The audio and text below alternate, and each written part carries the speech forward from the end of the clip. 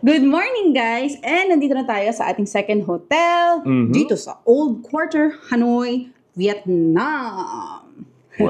So, nandito kami ngayon sa Holiday Emerald Hotel. Nabook namin ito sa Klook for 2,260 plus pesos per night. Uunahan ko na, guys. Hindi itong pinakamurang hotel dito sa Hanoi. At hindi rin ito definitely ang pinakamahal. But you'll get what you paid for. Yeah.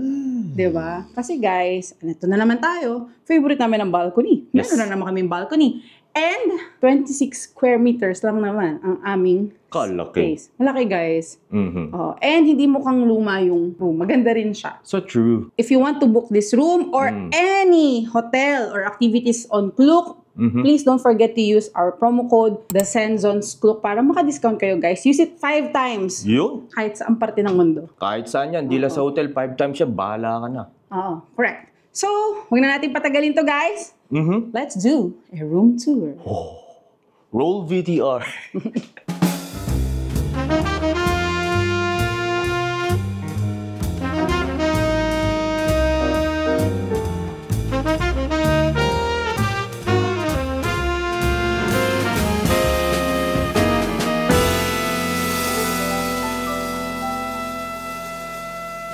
Nakasakay na kami ng Grab, guys. And ang pupuntahan natin ngayon is yung Dong Xuan Market. Yes. So, ang bait nung receptionist dun sa hotel namin, binigyan niya kami ng tip. Kaya daw tulakarin ng 10 minutes, pero tinatamad kami maglakad, guys. Ito ko maambun. Oo. And mag-ingat daw kami sa pickpockets doon. Make sure daw na yung mga gamit namin ay nasa loob ng bag. So, yun na rin ang tip namin para sa inyo. Sa harap daw ilagay. Oo. Sa Dong Xuan Market, yun daw ang pinakamalaking market dito sa Hanoi. And maraming mga wholesale items doon. So, kung naghahanap kayo ng lugar, kung saan kayo makakabili ng pasalubong, then definitely, pwede kayo pumunta doon. So, malalaman natin later kung ano nga ba ang scenario sa Dong Xuan Market. Okay? Nandito na tayo, guys, sa Dong Xuan Market. Let's go! Dami ko nakikita kung ano-ano. Dito yung ako dumi.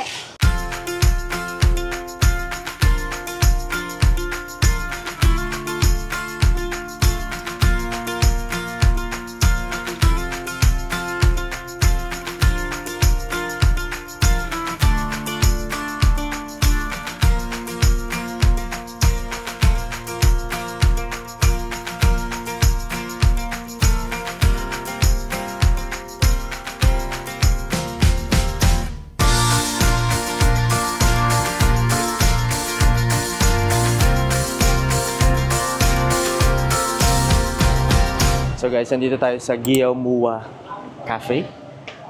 So it's a habit cafe. Gusto nyo yung paatras ako? Slide.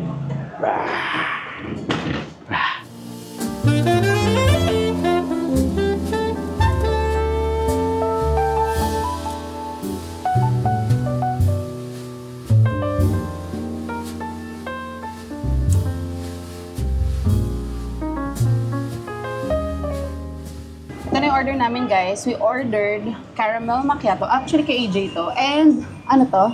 Ano ba yan? Basta Ewan ko coffee yung order with mo. condensed milk. Okay. Yun yung kasi yung famous sa kanila. Wala silang coconut coffee dito. And by the way, guys, mas pricey yung coffee dito versus doon sa iba naming mga na-try. Siguro because of the aesthetics. Oo, siguro. So, yun, guys. Tikman natin. Haluin mo yata muna. Sarap. Tapos ang caramel. Arte. Inalo. Hindi mo pa inalo eh. Kanina, guys, akala ko straw to. Sabi ko, Tsara. guys, kahoy pala. Tsara pala dahi. Tsara pala siya. Buti na lang medyo cool yung weather ngayon. Kasi kanina maambon eh. Oo. At least ngayon Tapos, medyo mas malamig ngayon kesa ng mga nakunang araw. Correct. Yun yung sabi ko nga sa inyo, guys, yun yung pinaka-mainit na naranasan ko sa buong buhay ko. As in, grabe talaga. Lahat mainit. Lahat mainit. Imagine nyo, real feel 48 degrees. Pati yung buga ng electric fan doon sa mga store, na pag dumadaan kami, grabe. Yes. Alam nyo, guys, sabi ko, sayang hindi ko nadala yung electric fan na, yung... Jisoo? Oo. Pero guys, panigdala kayo ng electric fan na ganun kainit yung weather, yung buga ng electric fan, akala nyo apoy. So, hindi rin siya effective. Kasi pag may nadadaanan kaming mga may electric fan, ang lala eh. Parang umiiwas kami lalo eh. Kasi, di ba, ano talaga nung ano... Ayun lang, na-share ko lang. Ay, ano ba yan? Sabi ko na naman. Straw yan. Kasi mukha siyang straw, oh, di ba guys? Sila nyo? Oh, mukha siyang straw pa ganyan, di ba? Oh. So guys, pag gusto nyo pumunta dito, Google Maps nyo lang, type nyo lang Giao Mua Coffee. Tapos yun, malapit siya sa lake.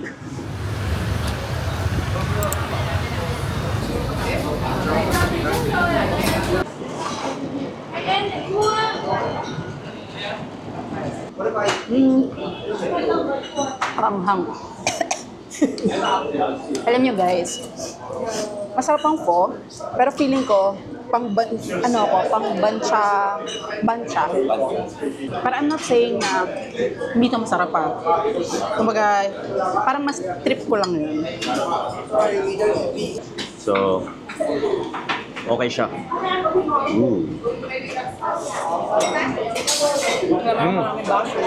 The next day. Good morning guys!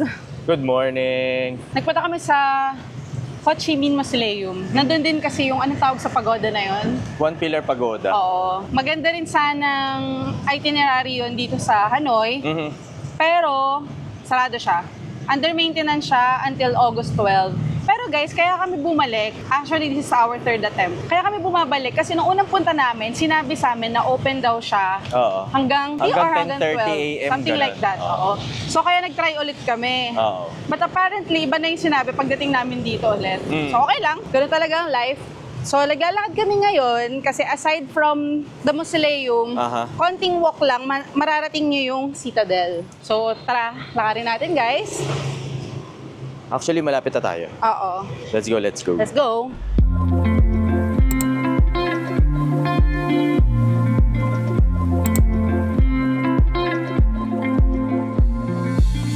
Wang Tan Tang Long. Ba, See? 3 araw ko lang sa Vietnam, iba na yung salita mo. Wang Tan Tang Long. Yun ang alam ko. Welcome to Imperial Citadel. Dito, malalaman natin guys, ang history ng Vietnam. Hindi naman nata buong Vietnam. Hindi ko rin sure.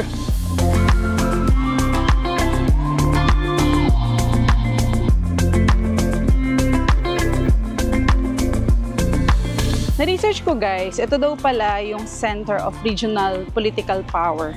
Way back. Ang dami naman way. Tapos, ano to guys UNESCO. Heritage site to. Yes. Recognized to by UNESCO. Correct. O, di ba? Galing. So, very historical pala tong place na to. Oo. Ito na labo yung lagi natin nakikita. Oo. Tapos, eto daw guys. Ay, hiningal ako. Kakasimula pa lang natin Ito daw guys yung center of regional power nila for 13 centuries. 13 centuries guys. Ano eh? Ilan yun? Oh, di ba?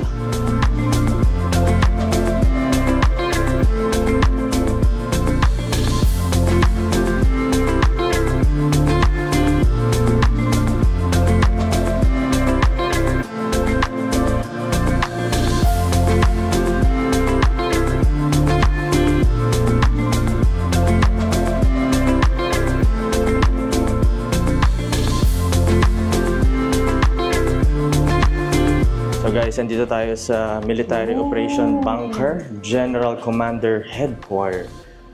This is interesting. Tara, pasok tayo. Wow. Andiyan ka pala. Yes. Hindi ko pala na-picturean to. Dito ang meeting de avance ng General Commander. Kung dito nila ginagawa ang pagtawag, guys, sa kanilang military operation. Lab, alam ko na bakit mo gusto dyan. Sarap na aircon. Dito kasi aircon, guys. Ay, nako talaga. O yan, ano yan? Galing, Mga gamit ni galing. General yan, di ba? Perfect to sa mga estudyante, no? Oo, galing.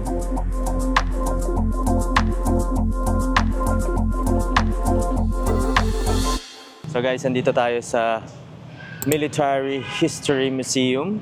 Meron ulit entrance na 30,000 dong per person. So, pasukin natin. And katabi lang pala to nung Citadel. Lakad lang. As in, lakad lang. Kabila lang. Nakakainis. Tara, pasok tayo.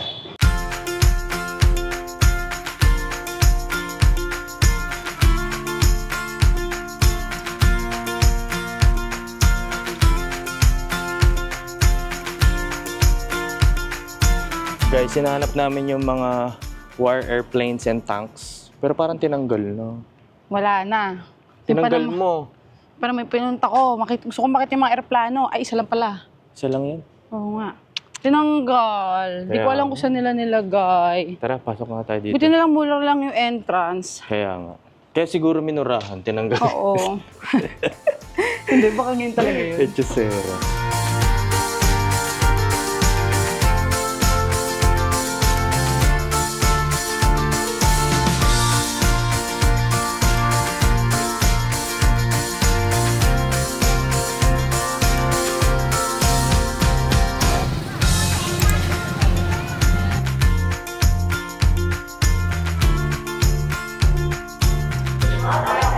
So guys, nakailang ano na tayo? Bancha? Di ba? Sa buong stay natin dito. Oo. Eh kasi yun yung specialty ng Hanoi. Ang buncha. Buncha? Bancha. Bancha siguro. Okay. Bancha. Ay, magkaiba nga pala tayo ng meat, no? Oh. Diba yung akal? Special yata yung sa'yo. Hindi, sa'yo special. Hindi, grilled pork lang yung akin eh. Dito lang yung kanya. Ah, okay. 1 hour later. So guys, andito na tayo sa Howlo Prison. Love, kukulong Yes, na guys. kita dito. 50,000 dong each. Love, kukulong na kita sa Pwede puso ko. So guys, pagpasok nyo, meron silang ina-offer na audio guide for 100,000 dong. Pero hindi namin yun in-avail. Wala lang. Gusto namin magtipid eh. Eh 100,000 dong each o di 200,000 dong. Sayang naman. Pwede na yan. Mag-research na lang tayo. Tara. Okay. So, guys, may ticket pala dito. 50,000 dong sinabi ko per na. person. Sinabi Yung ko audio na. guide sinabi mo. Sinabi ko na. Audio guide yung sinabi mo. Rewind. Audio guide. Rewind.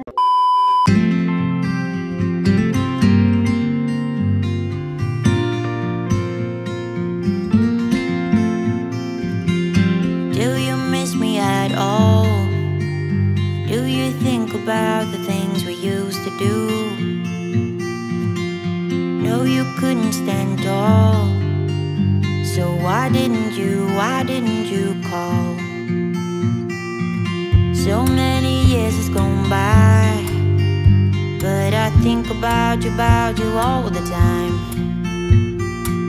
Looks like you're changing and all, but why didn't you call? Grabe guys, nakakakilabot doon sa loob. As in, walang exage.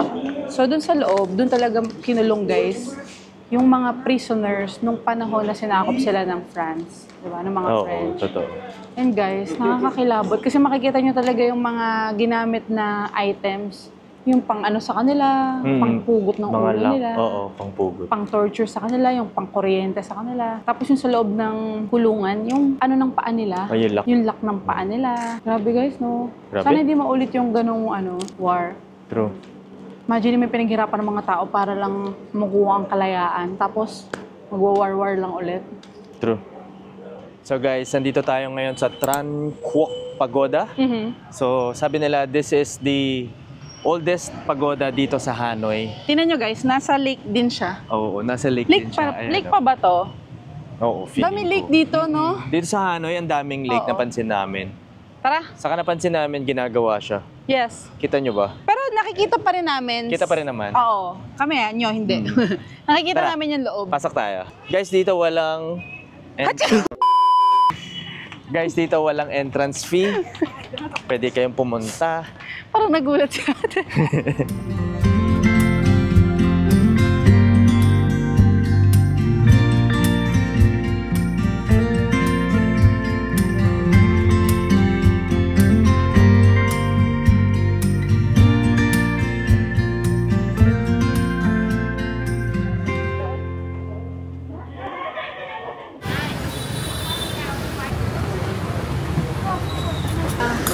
One. Thank you. Paano ba to?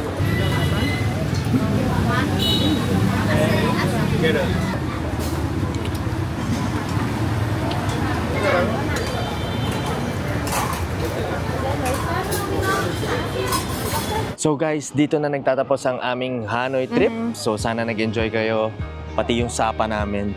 Yes. Lahat ng links nun nasa description box. Yes. Don't forget to like, subscribe, and hit the notification bell para like i-update sa mga susunod na vlog. So, yun lang guys. Yon. Okay? See you on our next trip. Bye!